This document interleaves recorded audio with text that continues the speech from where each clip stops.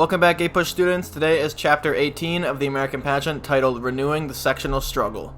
If you don't know the American Pageant, it's fine because the content is still going to be the same. I'm going to be going over all the key terms and notes for this chapter that helped me get a 5, so I encourage you to take notes along as well. Popular sovereignty, principle for slavery, decisions of a state. It was favorable to the public because it followed democratic ideals and it was an easy compromise for the government. It took the issue of slavery away from the sectional government into the hands of the people. Basically, popular sovereignty stated that the people in the state, the population in the state, would be the ultimate decider of whether it is a free state or a slave state.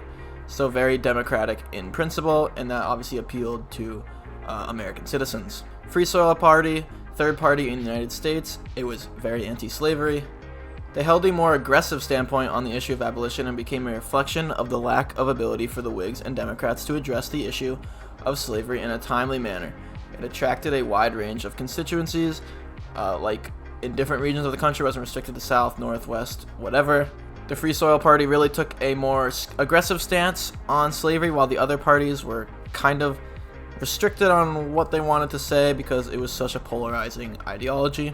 California Gold Rush, influx of settlers attracted the gold. The discovery of gold in California caused a lot of settlers to migrate quickly. The migration caused a lawless land with few people finding prosperity, but the population boost caused California to apply for statehood and therefore reignite the slavery debate. Obviously, with the amount of people now settled in California, it was only right for it to apply for a state, and now the question, once again, whether it would be a free state or a slave state. Underground Railroad, pathway for slaves to escape.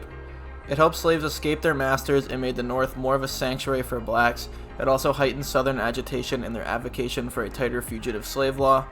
Although the Underground Railroad wasn't wholly successful in the mass freeing of slaves, it was very symbolic in the abolitionist movement, and that of course angered the South. Harriet Tubman, famous Underground Railroad conductor. She individually helped free a lot of slaves and earned the title Moses, showing how she became a high figure in slave culture. Of course, Moses in Jewish philosophy led the Jews away and freed them, and calling Harriet Tubman that really symbolizes what she means to the abolitionist movement. Clay, Webster, and Calhoun, prominent speakers in the Senate. In combination, their words and plans gave the government a vision for the future. The government realized that unless compromise can take place, the dissolution of the Union will almost certainly take place. Of course, that last sentence foreshadowing what would eventually take place right around the Civil War. Young Guard, newer group of congressmen. They were a more aggressive group of politicians who were more focused on complete reform rather than preservation. As a result, their policies were more polarizing. So as you could see, even factions in the legislative branch were embracing this polarization, not a good sign for the future leading up to the Civil War. Compromise of 1850, concessions over slavery and territory between North and South. It is a leading example of compromise between the North and South before the war. It represents the danger that the survival of the Union was in during that time. Obviously, one of the things was California becoming a free state, and then also the South getting a more strict fugitive slave law where they could now go into the North and bring back slaves. Fugitive slave law, harsh codes for how to deal with escaped slaves. It caused outrage in the North because the laws were not only threatening to slaves, but also dangerous for free blacks and whites as well. It swung the moderate population to the more abolitionist side. The key thing with this is that now it was the duty of people in the North, people who did not support slavery, to aid the recapturing of slaves, basically expanding slavery into the North, even though there wasn't actual plantations in the North. And the North was not going to settle for this. Personal liberty laws, laws against the fugitive slave law. It was a small act of secession in the North that greatly resembled acts of South Carolina in the nullification crisis. It showed how the Compromise of 1850 was not working. Although this was kind of on a small scale, the South used this to argue that the North was rejecting federal law and the North was on the bad side of this argument. Clayton-Bulwer Treaty, treaty between Britain and America. It helped to save both sides from entering conflict over trade routes in Central America.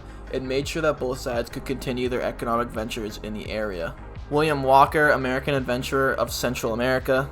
Although his plan ultimately failed, it showed the continuing ideas of Southern slave expansionism despite efforts from the North to restrict it. This plan was sort of wanting to expand the United States down into Central America to create more slave states, of course below that 1820 line. And although this obviously never happened, we don't control Central America, this really showed the inherent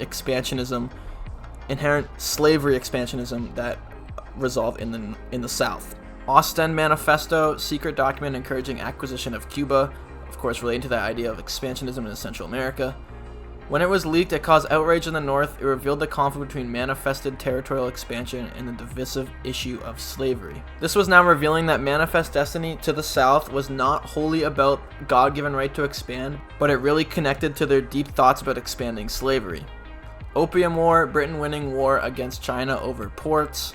Since Britain won, they gained access to ports in China. This caused American merchants to fear losing their successful trade with China. So Britain was expanding their sphere of influence in China. This is obviously more about foreign policy. Treaty of Wanghia, I think? Treaty between China and United States. It helped to make American trade prosper with China and align themselves with the European precedent of taking advantage of China's markets. So this was America trying to save their sphere of influence in China, and now they were joined by many other European nations in trading with China. Matthew C. Perry, missionary to Japan. He helped to impress the once isolated Japanese to the advancements of America, which influenced a productive relationship between the two nations. Obviously now you can see that it was very fruitful for Japan, because Japan is one of the most heavily industrialized and advanced nations today, when back then they were definitely not. Gadsden purchase of land in the Southwest. The purchase of territory helped to ensure that the Continental Railroad would run through the South. This ensured further economic prosperity to the South, who were losing the economic battle with the North. So the federal government purchased a lot of land in the South to build that railroad, which interconnected the South and the North more, which interconnected the economies, and the South prospered from it. Stephen A. Douglas, Senator of Illinois. He was an avid expansionist, and his desire to push railroad projects without the interference of the slavery issue made him pass one of the most destructive bills before the Civil War, which we'll get to later. Here it is. Kansas-Nebraska Act deciding popular sovereignty in Kansas and Nebraska. It made both the North and the South angry over slavery and destroyed the Missouri Compromise and the 1850 Compromise. It all but undid any progress towards saving the Union and polarized the Democrat Party and the rising Republican Party. Basically, the Kansas-Nebraska Act repealed the sacred Missouri Compromise, which really stoked these national tensions over slavery. The main principle of this Kansas-Nebraska Act that blew up any compromise over slavery is that it now stated that since popular sovereignty could exist in Kansas-Nebraska, which is obviously above that southern line, it basically states that slavery can exist anywhere in the United States if the people vote on it, which blew up all of the previous legislation, and now we're basically on to civil war. And that's a wrap. Thanks for watching. I'll see you in the next chapter, and goodbye.